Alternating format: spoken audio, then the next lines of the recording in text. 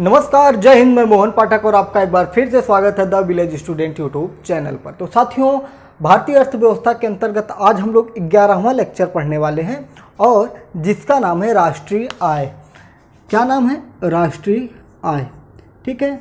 और अगर आपने पीछे के वीडियो सीक्वेंस से नहीं देखे हैं तो आप लोग प्लेलिस्ट में ज़रूर जाइएगा और वहाँ पर भारतीय अर्थव्यवस्था का प्लेलिस्ट जो है उसको आप खोलिएगा और सीक्वेंस से पूरा एक नंबर से आप लोग पढ़ते आएंगे तो आपका एक दिवसीय किसी भी परीक्षा की आप तैयारी कर रहे हैं, लेखपाल, यूपी पुलिस, यूपीएसआई, लेखपाल या सुपर टेट, यूपी टेट, कोई भी एग्ज़ाम है आपका जिसमें भारतीय अर्थव्यवस्था इंक्लूड है या जीके जीएस है तो आपका वो कंप्लीट हो जाएगा अर्थव्यवस्था के हिसाब से। तो राष्ट्रीय आय की अगर हम बात करेंगे तो राष्ट्रीय आय क्या होती है?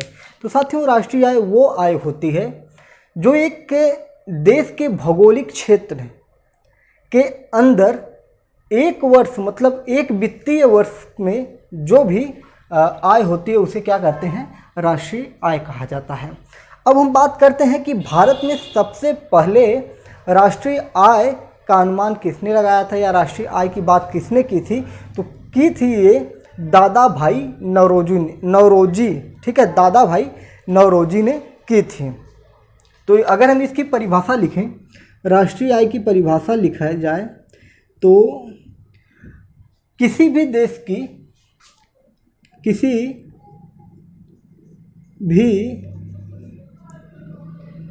के संपूर्ण भौगोलिक क्षेत्र का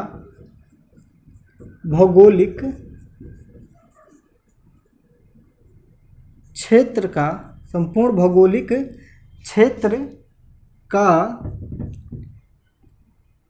एक वर्ष के वित्तीय, ठीक है, एक वित्तीय वर्ष, इसको ऐसे लिख सकते हैं, एक वित्तीय वर्ष। ठीक है, किसी भी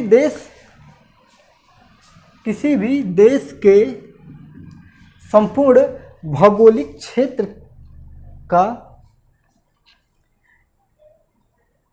एक वित्तीय वर्ष में उत्पादित वस्तुओं और सेवाओं का अंतिम मूल्य ही क्या कहलाता है? राष्ट्रीय आय कहलाता है। वित्तीय वर्ष में उत्पादित वस्तुओं, ठीक है, एक वित्तीय वर्ष में उत्पादित वस्तुओं और सेवाओं का अंतिम मूल्य ही वस्तुओं और सेवाओं का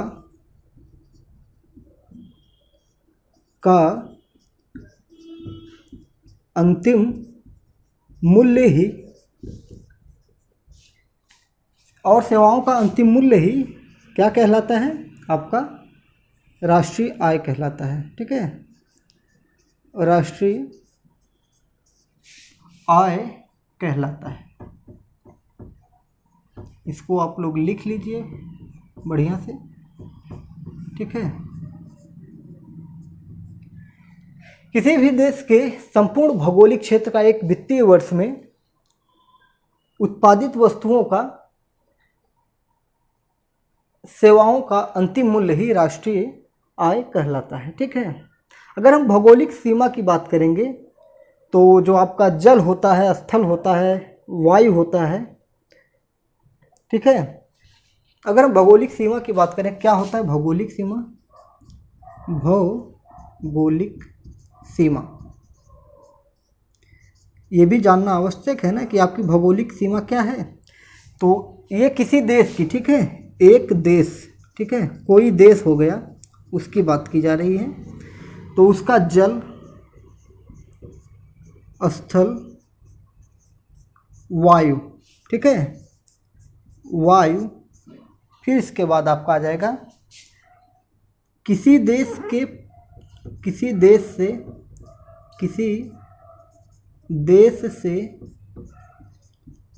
15 मील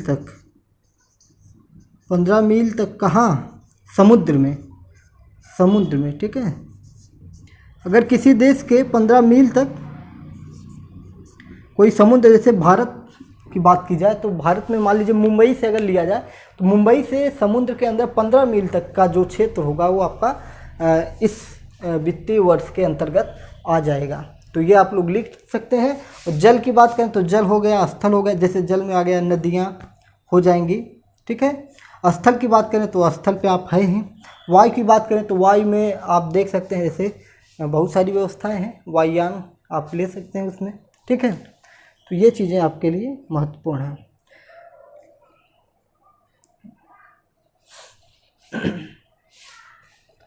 तो इसको आप इतना लिख लीजिए। आगे फिर मैं आगे चलता हूँ, इसको मैं मिटा दूंगा, ठीक है।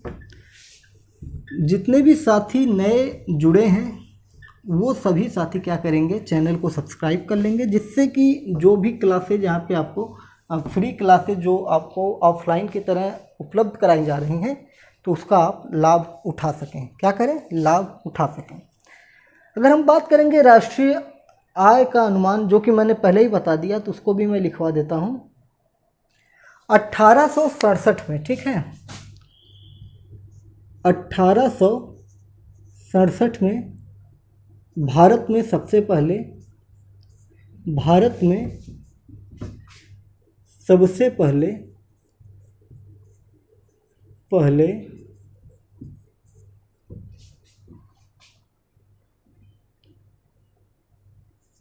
दादा भाई नौरोजी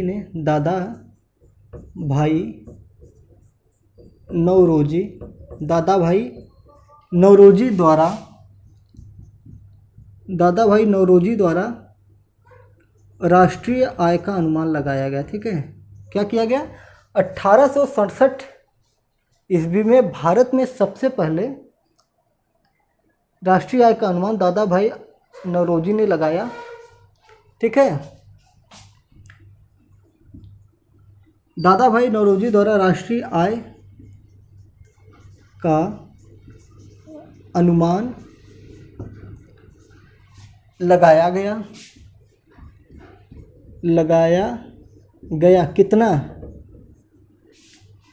20 रुपये। ध्यान दीजिएगा, इसी का खेल है, 20 रुपये प्रति व्यक्ति आय। कितने रुपए प्रति व्यक्ति आय, 20 रुपये प्रति व्यक्ति आय। आपको यही याद रखना है कि पूछेगा कि भारत में सबसे पहले राष्ट्रीय आय का अनुमान किसने लगाया था, तो आप बताएंगे किसको, दादा भाई नौरोजी को। कहाँ गए दादा भाई, यहाँ गए, ठीक है।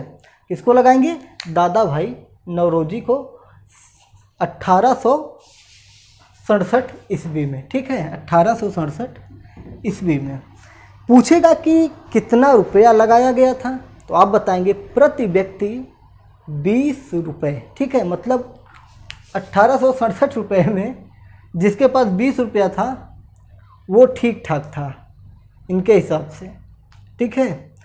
आप लोग बताइएगा कि आज के समय में क्या लगाया गया है, क्या है आय, ठीक है। बीच में इससे पहले 32 रुपया 35 रुपया था मनमोहन जी के समय। मोदी जी के समय क्या है, अच्छे दिन वालों के टाइम में, तो अच्छे दिन तो दिख ही रहे हैं, ठीक है। अच्छे दिन हम लोग पढ़ाई कर रहे हैं ना, यही अच्छे दिन है और क्या। चलिए तो कुछ और क्वेश्चन लेते हैं। अच्छा, एक दो दिन पहले मैंने एक लेक्चर में आप लोगों से CSO का फुल फॉर्म पूछा था। क्या पूछा था, CSO का फुल फॉर्म पूछा था और किसी ने अभी तक जवाब नहीं दिया है। CSO का फुल फॉर्म जो होता है CSO, ठीक है, CSO सेंट्रल स्टैटिस्टिक्स ऑर्गेनाइजेशन, राष्ट्रीय सांख्यिकीय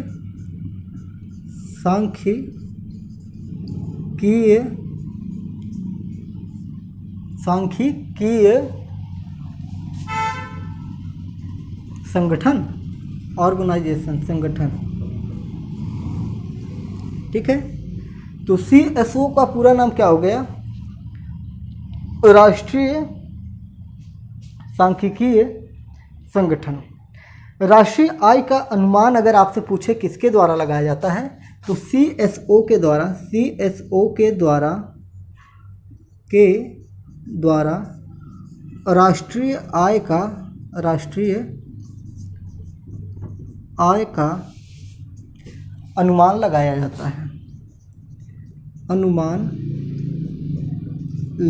जाता है। क्या किया जाता है? राष्ट्रीय आय का अनुमान लगाया जाता है। अगर दिख नहीं रहा होगा तो आप लोग मेरी आवाज़ सुन के उससे भी लिख सकते हैं, ठीक है। अच्छा, मैंने ये बता दिया था आप लोगों की इसकी स्थापना 1951 ईस्वी में हुई थी, ठीक है। मैंने पिछले वाले टॉपिक में मैंने आपको किसी टॉपिक में CSO के बारे में पढ़ाया था, तो वहाँ पे आप लोगों को ये चीज़ें मैंने बताई थी और मैंने पूछा था कि इसका फुल फॉर्म क्या है। अभी तक किसी ने बताया नहीं है। आप लोग अगर पीछे देखते आए हो तो आप ही लोग नहीं बताए हैं, तो मैं क्या करूं, ठीक है। अच्छा, दादा भाई नौरोजी जो थे इन्हें, ठीक है, आप इनको देख लीजिएगा, इसको लिखिएगा नोट करके। दादा भाई नौरोजी को भारत का प्रथम राष्ट्रीय चिंतक कहा गया। राष्ट्रीय चिंतक कहा जाता है। क्या कहा जाता है? राष्ट्रीय चिंतक कहा जाता है। ये पूछता है, इसको याद करिएगा।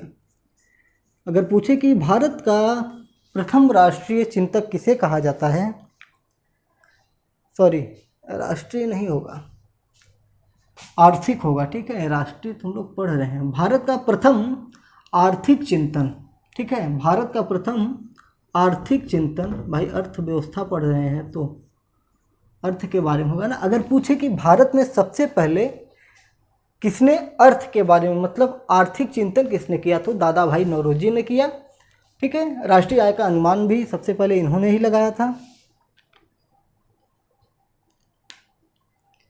अगर हम लोग बात करेंगे, देखिए राष्ट्रीय आय का मतलब हो जाएगा नेशनल इनकम। क्या हो जाएगा? National income. वर्तमान समय में जो राष्ट्रीय आय है, वर्तमान समय में देखिए पहले क्या था, 2004-5 का चलता था, ठीक है।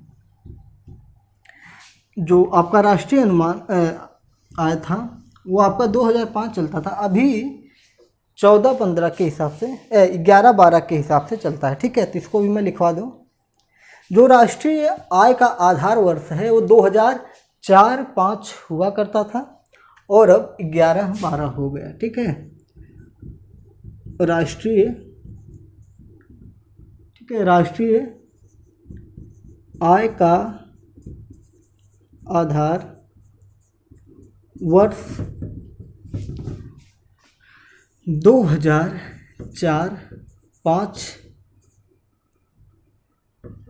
से 4-5 को हटाकर, मतलब 2004-5 को हटाकर क्या कर दिया गया, 2014 और 15 कर दिया गया, ठीक है। के स्थान पर 2011 और 12 कर दिया गया। अगर मैंने 14-15 बोल दिया होगा तो उसको मत लिखिएगा, ठीक है। 14-15 कुछ और है, मेरे दिमाग में आ गया था, ठीक है। राष्ट्रीय आय का आधार वर्ष पहले 2004-5 लगाया जाता था, अभी 2011 और 12 के आधार पर लगाया जाता है। के स्थान पर 2011-12 कर दिया गया, ठीक है। अगर कोई ध्यान से ये वीडियो देख रहा है तो उसको लिखने की भी बहुत ज़्यादा ज़रूरत नहीं पड़ेगी, क्योंकि उसको याद हो जाएगा। मैं एक ही क्वेश्चन को 4-5 बार बता रहा हूँ। राष्ट्रीय आय का सबसे बढ़िया माप क्या होगा, तो होगा प्रति व्यक्ति आय। राष्ट्रीय आय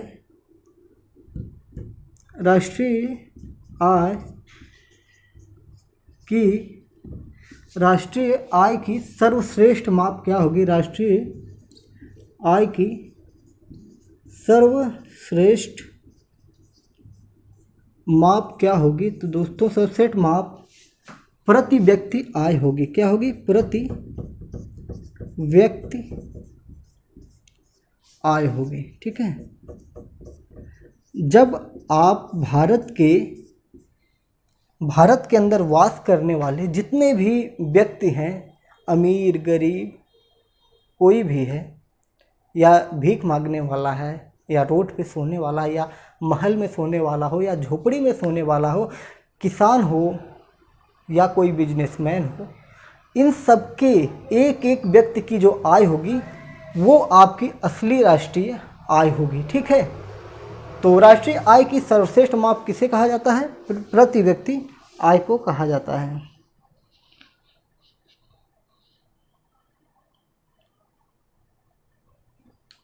ठीक है, अगर हम वस्तुओं के बारे में बात करेंगे तो आइए वस्तुओं के बारे में थोड़ा जान लेते हैं कि वस्तुएं क्या होती हैं, और ये थोड़ा ध्यान से दीजिएगा और अपनी नैतिक जिम्मेदारी का भी निर्वहन करिएगा कि जो वस्तुएं होती हैं वो आपकी होती हैं, मतलब इस भारत देश में जो भी वस्तु है वो आपकी है। ठीक है, अब किस प्रकार से कौन सी वस्तु आपकी है, कौन सी वस्तु नहीं है, तो उसके हम चर्चा करेंगे। ठीक है, सार्वजनिक वस्तु और आपका निजी वस्तु, ये सारी चीज़ें हो जाएंगी। तो आइए देखते हैं, पहले हम देखते हैं गिफिन। गिफिन क्या होता है बताइए, गिफिन क्या होता है? हम बात कर रहे हैं अगर गिफिन की, तो जो गिफिन होता है, गिफिन वस्तु जो होती है, अच्छा आप लोगों ने ध्यान दिया होगा कि अगर आप लोग सब्जी खरीदने जाते हैं तो अगर दो ठेले आसपास में लगे हों और एक ठेले पर टमाटर 20 रुपए किलो बिक रहा हो और दूसरे ठेले पर टमाटर 25 रुपए के हिसाब से बिक रहा हो, तो आपके दिमाग में आ रहा होगा कि लोग 20 वाले पे भागेंगे, लेकिन ऐसा नहीं है। ज़्यादातर लोग 25 वाले के पास भागेंगे, क्योंकि उनको लगेगा कि 5 रुपये हम एक्स्ट्रा भले ही दे देंगे, उस टमाटर में हमें क्वालिटी मिलेगी, अच्छा टमाटर मिलेगा। 20 रुपये वाले टमाटर में आपको थोड़ा सा एक मानसिक मेंटेलिटी बन जाती है, उनको लगेगा कि 20 रुपये का अगर मिल रहा है तो शायद इसमें कुछ कमी होगी तब मिल रहा होगा, 25 रुपये का मिल रहा है तो इसमें कुछ अच्छा होगा, मतलब जो भी वो सोचे। लेकिन जो गिफिन वस्तु होती है, इसी को कहते हैं कि जहाँ मूल्य अधिक होगा लोग वहीं जाएंगे, जहाँ मूल्य अधिक होगा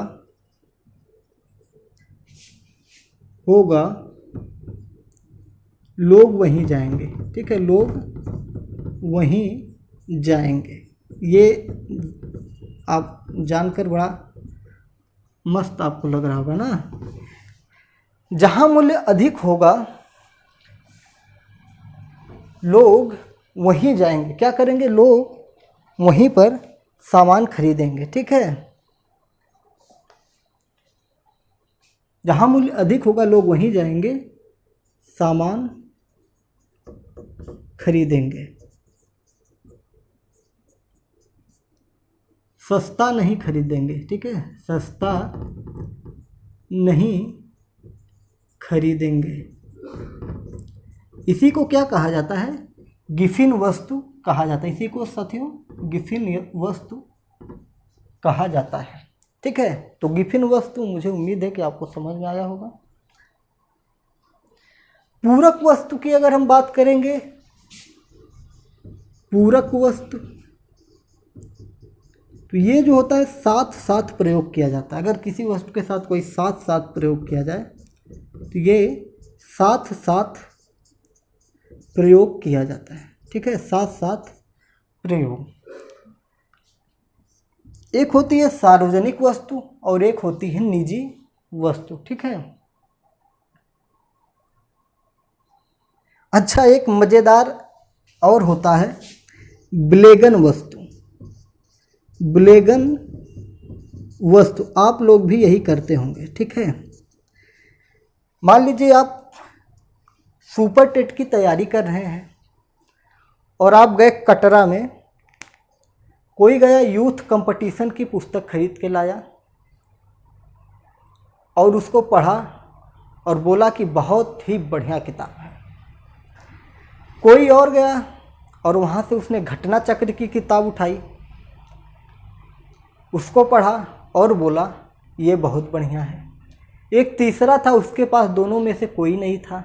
अब उसका दिमाग चकराया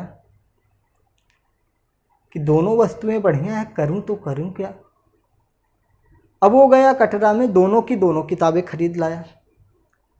इसको कहते हैं देखा देखी उपयोग, और यही होता है आपका ब्लेगन वस्तु, मतलब किसी को उपयोग करते देख खुद उपयोग करना। ठीक है, किसी को उपयोग करते देख, योग करते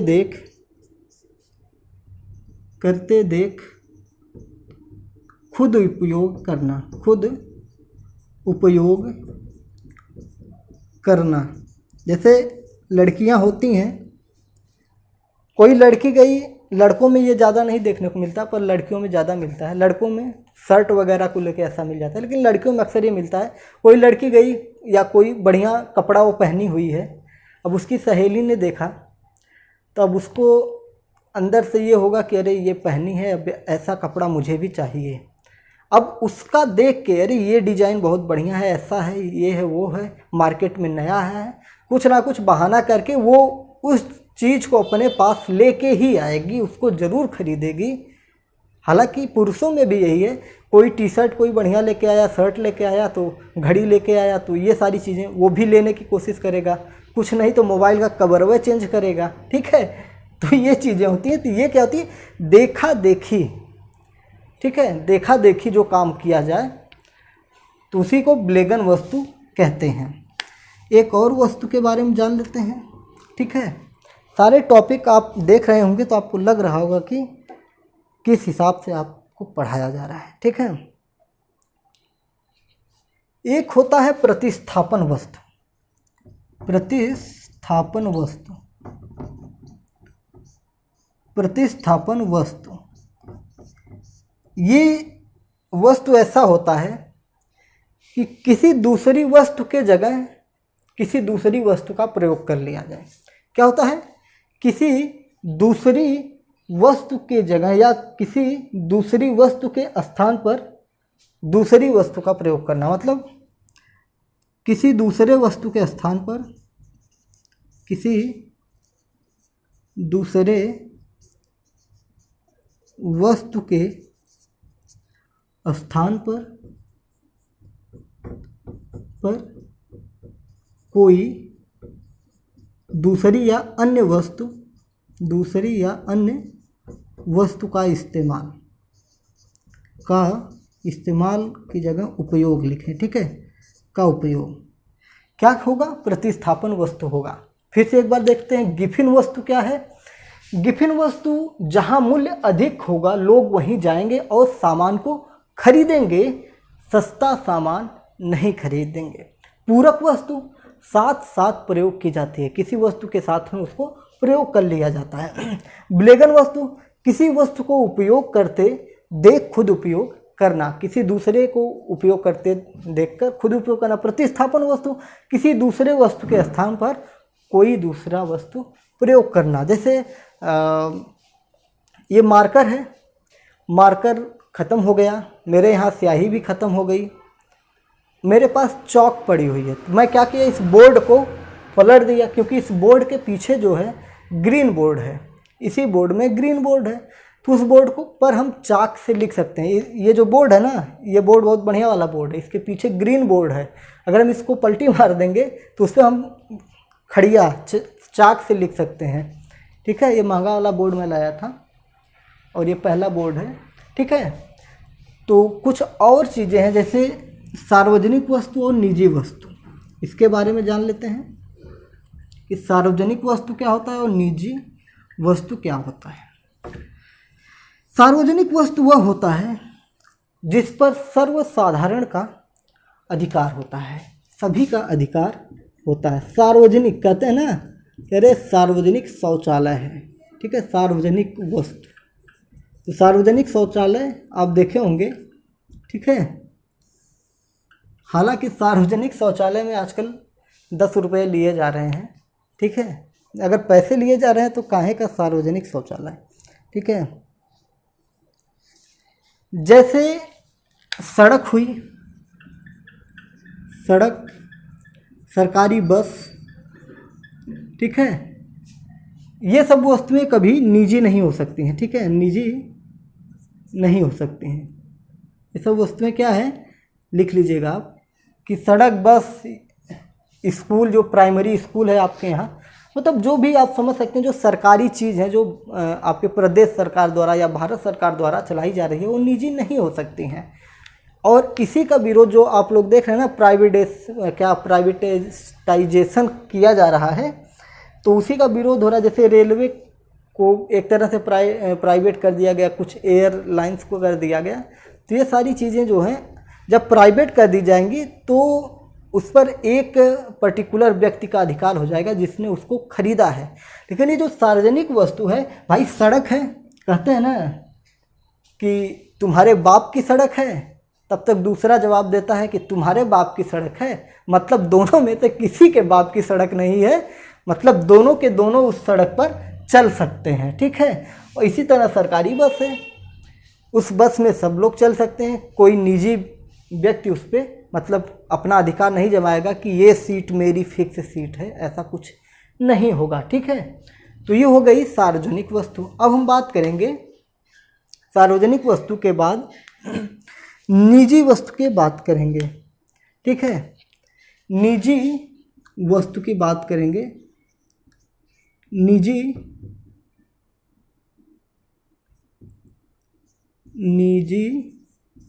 ठीक है। निजी कैसे लिखेंगे, निजी,